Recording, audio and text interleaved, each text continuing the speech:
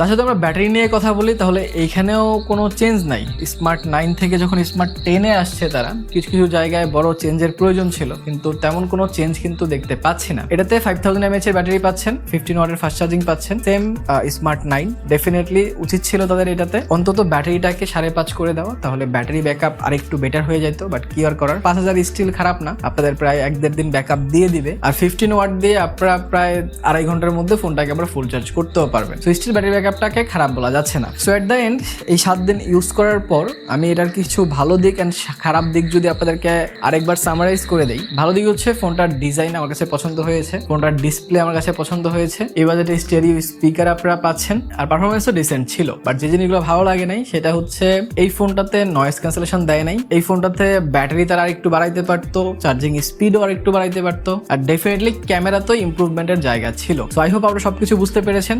আমার user experience and full রিভিউটা আপনাদের একটু না একটু তো কাজে লাগছে এই ফোনটা কেনার ক্ষেত্রে বা না কেনার ক্ষেত্রে। সো যদি আপনার কাছে মনে হয় যে হ্যাঁ আমার কাছে আছে 10,500 টাকা, 10,500 টাকা স্টিল আরো ভালো প্রোডাক্ট যে মার্কেটে নাই সেরকমটা না, কিন্তু আপনার যদি এই ফোনটা ভালো লেগে থাকে আপনি নিতে পারেন। আর নিলে অবশ্যই মোবাইল হাট শোরুমটা থেকে ঘুরে আসতে পারেন, গাজীপুর চৌরাস্তা তাদের শোরুম আছে, আমি ডিসক্রিপশনে নাম্বার অ্যান্ড পেজ লিঙ্ক দিয়ে দিব, বেশ কিছু গিফট অফার কিন্তু পেয়ে যাবেন সেখান থেকে নিলে। তাছাড়া এই প্রাইজেই আসছে স্পার্ক গো 2, সেটারও একটা ফুল রিভিউ আমি করে রাখছি, সেই ভিডিওটা দেখতে চাইলে এখানে ক্লিক করতে পারেন। ভালো কিছু থাকেন, ভিডিওটা ভালো লাইক কমেন্ট শেয়ার সাবস্ক্রাইব করে দিন। দেখা হবে পরের ভিডিওতে। টিল দেন, আল্লাহ হাফেজ।